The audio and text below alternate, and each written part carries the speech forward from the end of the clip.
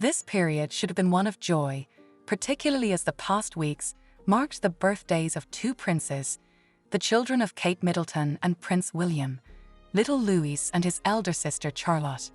Yet, even today, as their cousin Archie celebrates his 5th birthday, there is no peace to be found, neither in England nor in the United States. Let's delve into Harry's upcoming visit in 48 hours and the sorrowful reason behind his journey. Initially, he planned to travel with his children for a familial reunion with their cousins, but now he ventures alone, hinting at strained relations between Kate Middleton, William, and Harry. Some speculate that Kate wishes not to see her brother-in-law, while William has conveniently found duties far from St. Paul's Cathedral, where a celebration dedicated to the Invictus Games, the reason for Harry's visit, is set to occur this Wednesday. It seems William is seeking flimsy excuses to avoid his brother and dismisses any notion of reconciliation. Moreover, the sad reason for Harry's solitary travel is unveiled, along with one of the most unpleasant chapters. As I often say in nearly all my videos, I don't believe that Kate Middleton orchestrated that shameful, terrible spectacle that no one takes seriously on Mother's Day with her children. But today, we bring official information. There's a highly respected BBC journalist, formerly of the BBC, and now primarily collaborating with many media outlets in my country, at least as we see it in Spain.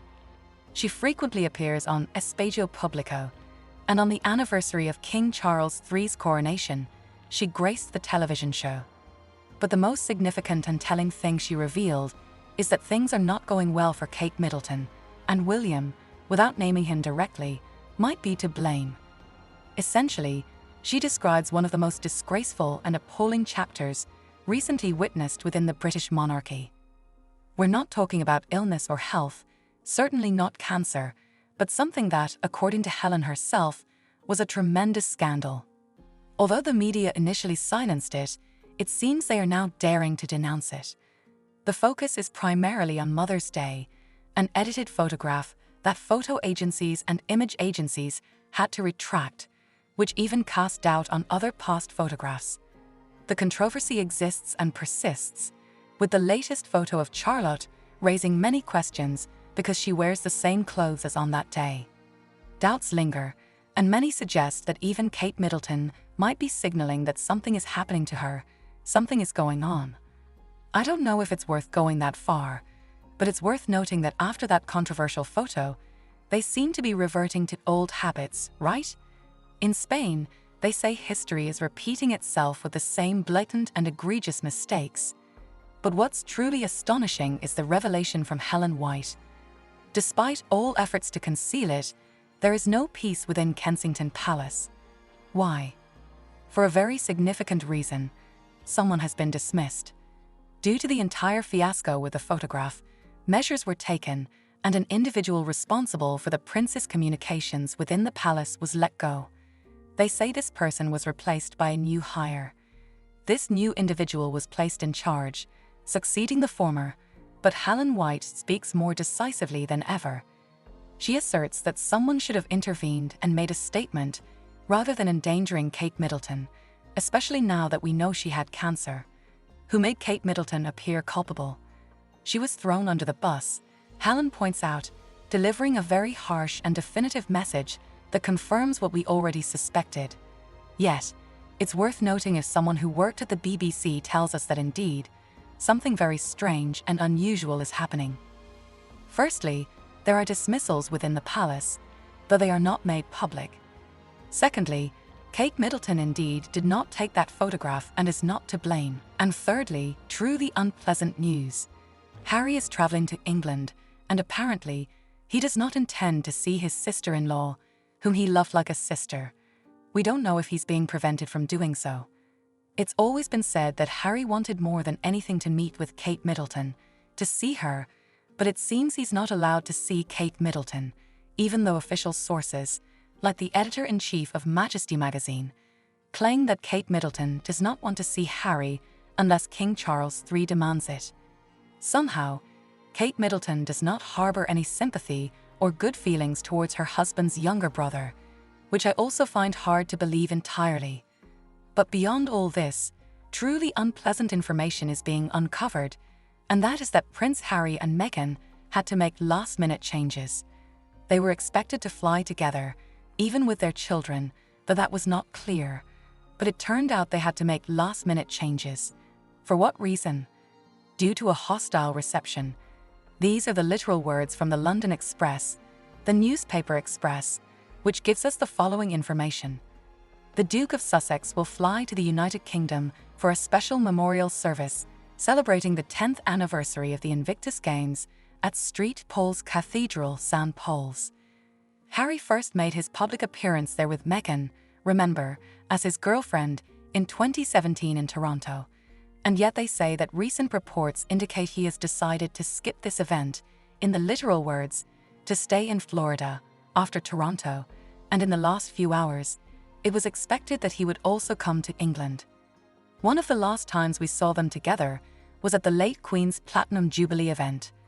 At that moment, they say, a chorus of boos rang out. These jeers, as reported, were heard by all. It's important to understand that there were also those who cheered them on, but indeed, the booing at St. Paul's Cathedral did occur. Thus, they say, returning to that place with Meghan, she seems reluctant to accompany her husband, perhaps fearing a repeat of history. In other words, even in such a sorrowful context, which should have been overwhelmingly positive, Harry himself declared at the Invictus Games, while in Canada, that yes, they would use this challenging time to come together. Harry extends a hand, and it seems not to be taken, but rather almost bitten. At the same time, Kate Middleton is found guilty when she is not, and once again, we see Harry portrayed as guilty and the villain when he is not. And worst of all, they say that King Charles III would also like to rid himself of all this on his grandson's birthday, meaning the situation is terrifying. Indeed, what Harry said on Esper was very harsh, but I believe no one deserves such treatment from their family. In fact, there's a message that we could read on a television studio, or rather here, which says that William still feels uncomfortable with his brother, that William feels it's not the time to meet with him, that he, let's say, is not seeking a reunion with him, and that he has even found tasks and affairs far from where he will be, far from St. Paul's Cathedral, for the sole reason that this Thursday and Friday he wants to be as far away as possible from this person, with whom he may get along better or worse, but who is his flesh and blood. I don't know what Lady Di would say if she were alive, or thankfully she doesn't see this, but certainly King Charles III, I think, should also intervene. I don't know what you think about what we said, but it's quite newsworthy and quite remarkable. First, it's confirmed that the person responsible for the photographs has already been fired, that they did it quietly and hired someone else, that Kate Middleton was not to blame, and, as it may sound, they tell us that William used his cancer-stricken wife as a human shield to save the reputation of the monarchy, the crown, or Kensington Palace, however we want to call it, something that I have already condemned, and that I find truly disgusting and shameful. And in the last hours, we learn that things are not only delicate regarding Kate, regarding that edited photograph, but also regarding Harry, who wants to join his family and cannot do it. His wife is not traveling with him, and worst of all, neither are his children. The intentions were such that the cousins should gather, and look how things are. Archie turns 5 years old, and he is practically a complete stranger to most of the family, from King Charles III to William himself, and even to the Princess of Wales, Kate Middleton, whose health is still unknown, although in the last hours and weeks they say she is seriously ill. This is reported by the Spanish journalist Concha Coleja.